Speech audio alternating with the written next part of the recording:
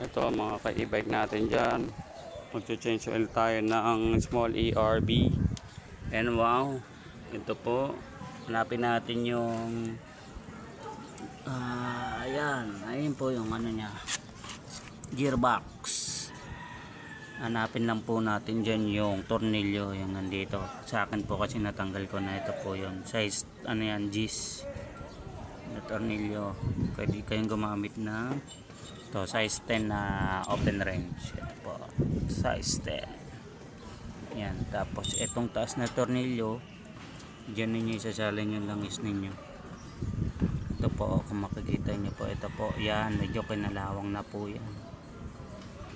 Sana madaling tanggalin. Yan, dyan natin ibubuhos itong ano, Yamalube. Yan, Yamalube, Yamaha, baka naman baka naman. Yan po, gear oil 100 ml. Yan po ang ginagamit natin sa mga e-bike. Kahit sa malalaking e-bike pwede rin po ito. Tapos po yan, walang tumutulo. So try natin buksan tong ano, breathing ano niya, ano niya dito, tornilyo, para sumingaw at bumuhos yung langis.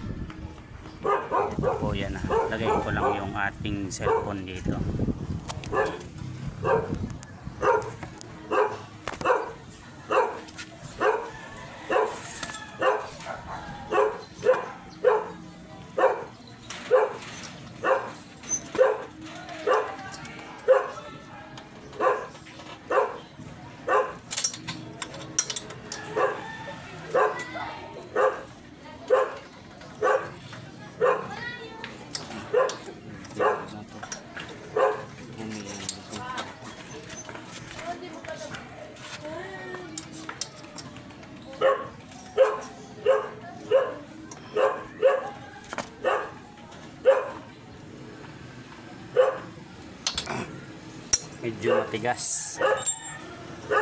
Medyo matigas yan. Pero natanggal naman po natin. Ayan na po, akin lang natanggal. Medyo tago po kasi ito at mahirap tanggalin. Medyo tago po yan, yung tornilyo ng ERB. Titingnan nyo po, medyo tama yan sa bakal. Ayan po, tumatama sa bakal, kaya mahirap magpalit ng langis. Yan po yung clearance niya, saktuhan lang. So mahirap magsali ng langis dyan. Kakailanganin nyo po ng ano dyan, oil tanker. Yung kulay dilaw po. Yan. Halos wala na po langis yan, kita nyo naman. Bukas na taas at baba. Halos wala nang tumulo. Ibig sabihin po na dry na. Ayan po. Halos wala nang tumulo yan. Yan, walang kabasa-basa. Wala nang tulo. Ayun, wala na. Dry na dry. Kuha po tayo ng ano. Ito. Langis. At ating ilalagay sa, ayan, dyan ka muna.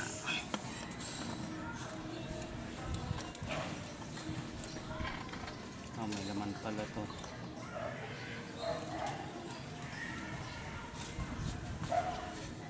Ito, Bernas, may laman.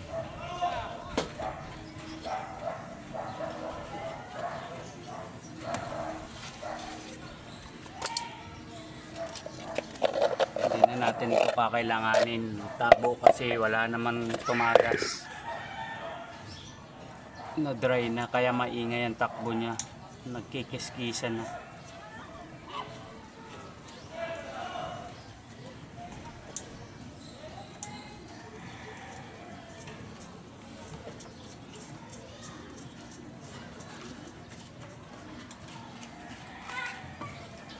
Tuksok lang po natin dito yan.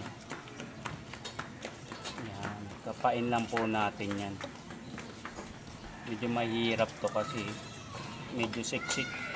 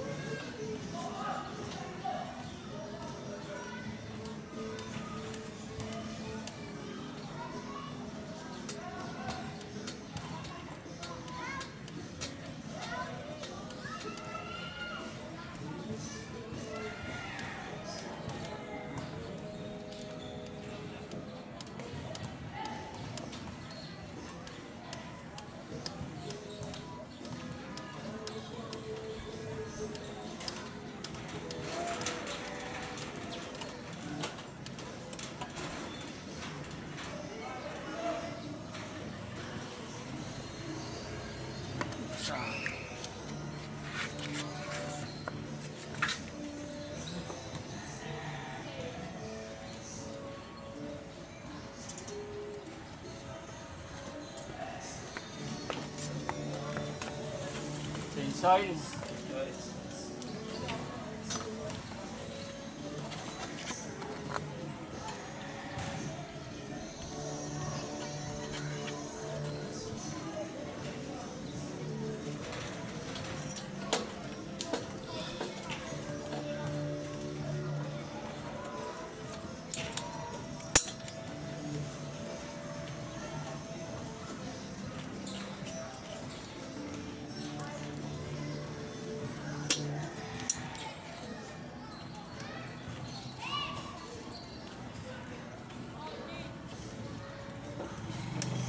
Masikip, kaya unti-unti lang, medyo masikip to. Hirap mag ano dito.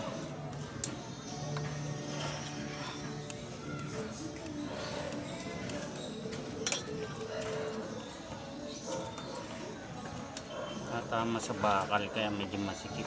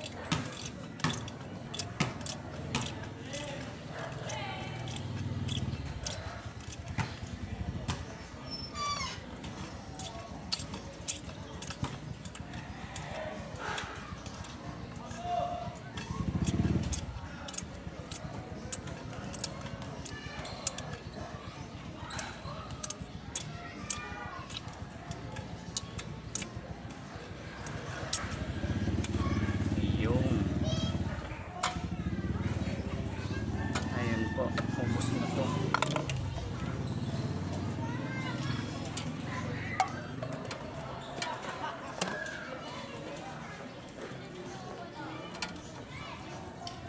So ibabalik na po natin tong takip. Ito na po yun. Ibabalik na natin yung takip. Hindi mahirap kasi yung clearance niya 0-0. Saktuhan lang.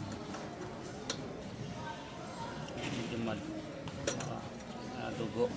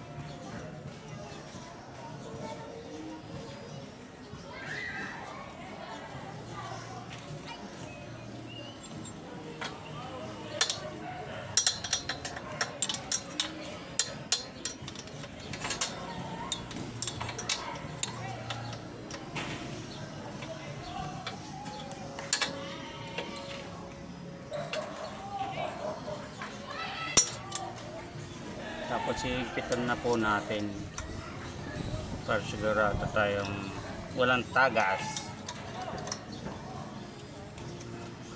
Higpit.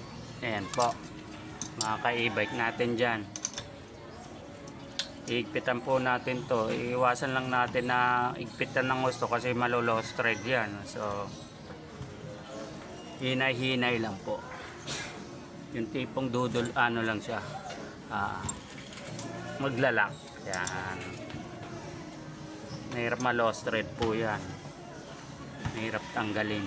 Sige po. Hanggang dito na lang po ang pag-change oil ng ating small ERB